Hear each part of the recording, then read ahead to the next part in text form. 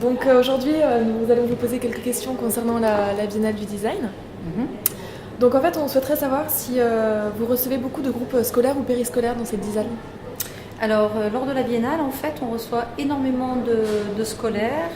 Là, on est à 19 000 scolaires sur l'accueil, 4 semaines sur la Biennale.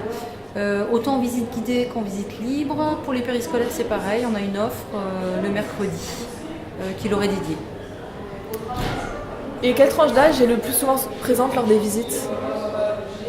On a beaucoup de primaires, enfin on en a moins que durant l'année parce que la Biennale c'est un événement un petit peu particulier, il y a beaucoup de monde, c'est très foisonnant. Donc c'est vrai que parfois les enseignantes préfèrent venir après la Biennale. Voilà, on a beaucoup de lycéens, enseignement supérieur, et puis le collège peut-être un petit peu moins sur la Biennale. Très bien. Quel comportement adoptez-vous selon la tranche d'âge que vous recevez au niveau des visites? Donc les médiateurs sont formés pour adapter leur discours. Ils vont définir le design de façon plus ou moins élaborée en fonction de l'âge des scolaires. Et ensuite, ils vont aussi choisir des projets, ils vont cibler leur parcours, avoir un contenu plus ou moins court aussi. Parce que si on abreuve d'informations des enfants entre 8 et 10 ans, ils n'ont pas le temps en fait de tout digérer. Donc on va dire que la chance qu'on a, c'est que le site est très grand, qu'on voit entre 2 et 3 expositions, qu'il y a des temps de déplacement. Et finalement, ces temps de déplacement, c'est comme des petites pauses qu'on va faire entre chaque exposition. Donc la durée, elle varie aussi en fonction de l'âge et les activités vous en proposez durant la visite pour les jeunes? Voilà, alors normalement, une visite guidée, c'est 1h30. 1h30, ça comprend l'introduction, ça comprend les déplacements, un petit temps de conclusion. Et puis pour les activités, la visite guidée, c'est, on va dire, déjà une activité. Et pour les plus jeunes, entre 6 et 11 ans, on a un atelier qui a été imaginé par une designer qui s'appelle Yona Vautrin. Et c'est un atelier qui sensibilise au design graphique. Quelle technique utilisez-vous pour garder l'attention du groupe? Donc justement en fonction de s'ils sont plus jeunes ou pas. Les faire asseoir. Parfois, il faut les faire asseoir parce que c'est fatigant une visite guidée. Les tout petits, ils sont fatigables. Il faut accepter que dans un groupe, on n'ait pas l'attention de tout le monde en même temps. Il faut parfois reconcentrer les gens, c'est-à-dire entre deux visites. Parfois, il faut faire un petit peu d'autorité pour attendre, parler avec une voix assez forte. Être entendu, c'est compliqué parce que vous allez voir les espaces, on a beaucoup de pertes en fait, et beaucoup de résonance et beaucoup de groupes. Voilà, ce sont des petites techniques. Il y en a qui préfèrent se taire et puis progressivement les gens vont arrêter de parler, les élèves vont arrêter de parler puis se reconcentrer. Voilà.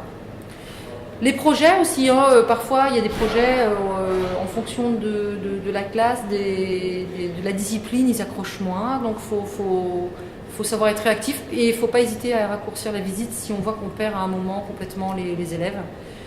Voilà. Il faut que ça reste un plaisir, il faut que venir à la Biennale, venir voir des expositions, la notion de plaisir est très importante, même si on vient avec la classe. Donc parfois il y en a qui viennent un petit peu en traînant les pieds parce qu'ils viennent avec le prof, ils n'ont pas forcément l'habitude de faire des visites avec leurs parents, donc c'est associé à quelque chose de pas très rigolo.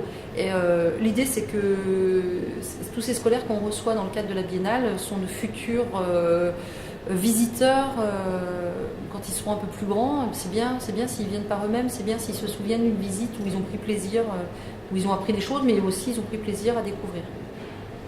Très bien. Je vous remercie. Je vous en prie. Merci, au revoir. Après cette interview, nous avons assisté à une visite guidée qui nous a permis de voir les méthodes de guidage pour un groupe scolaire. On va essayer de voir des choses un petit peu qui vous intéressent. Je vous propose de commencer, on va se déplacer vers la platine et puis on va y aller.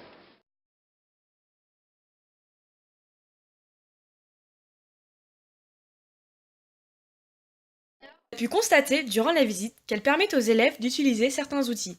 Ils ne se contentent pas d'observer, ils participent à des ateliers qui rendent la visite plus pédagogique. La visite touche à sa fin. La guide demande si le groupe a des questions concernant la visite. Elle résume les points importants de ses explications. Déjà, comment c'est réalisé à votre avis? Plastique. Ouais, donc c'est réalisé à l'imprimante 3D. Pour terminer la visite, la guide demande si le groupe a apprécié la visite et s'ils ont appris de nouvelles choses. Elle les remercie pour leur attention.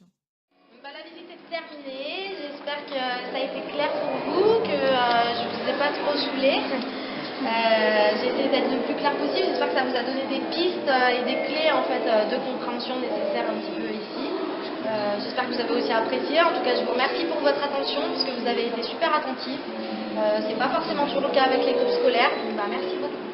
Merci à vous. Merci à vous. De rien.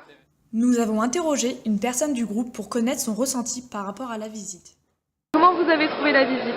Très bien, je trouve que c'était bien expliqué.